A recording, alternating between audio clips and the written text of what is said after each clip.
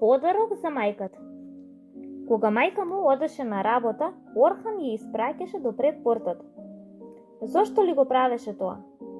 Зошто мајка му на разделба го бакнуваше в чело и му ја галеше косата? Орхан ја пречекуваше мајка си пред вратата и пред незиното враќање од работа. Зошто? Зашто таа секогаш по нешто ќе му донесеше за јадење?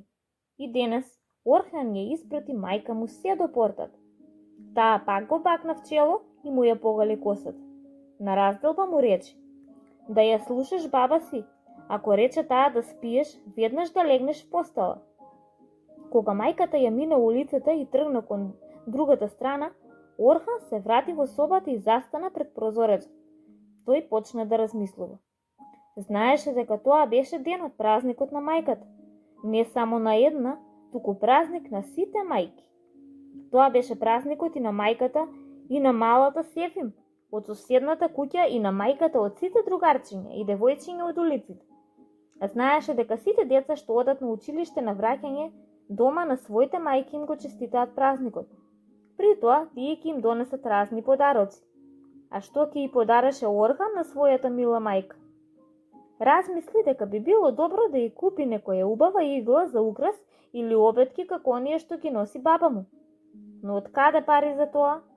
Додека размислуваше за ова, му падна на ум цртежот од зидот. Стана и од под креветот го извлече другиот свој цртеж на кој се гледаше девојченце со кошничка во рака. Долго време ја гледаше сликата. Некаква празнина се чувствуваше на цртежот. Се сети, кошничката беше празна. Требаше да се нацртаат неколку цвеќиња во незе. Ги зеде своите боички и почна да црта цвеќенце како ониот прошарениот зид во собата. Но Орхан повеќе ги сакаше цвеќињата во дворот. Подобро ќе биде од нив да направи жив букет и со него да ја пречека мајка си. Сакаше да излезе во дворот, но се сети за баба си, која ги готвеше сладките. Таа му рече: не смееш, синко, време е да спиеш малку. Орхан не сакаше да спие, но се сети на зборовите од мајка си од разделбата. Да ја слушаш баба си. Ако рече таа да спиеш, веднаш да легнеш в постела. Легна в постела, но никако не му се затвораа очите. Најпосле, кога слушна како чекори на баба му се оддалечуваат од дворот, тој се исправи и сосем тивко излезе во дворот. Направи убав букет од цвеќиња и седнат на своето столче ја чекаше мајка си. Чекаше, но мајка му се уште ја немаше.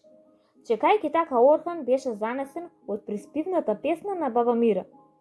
Така што заспа на столчето, а букетот цвеќиња се растури во неговиот скут.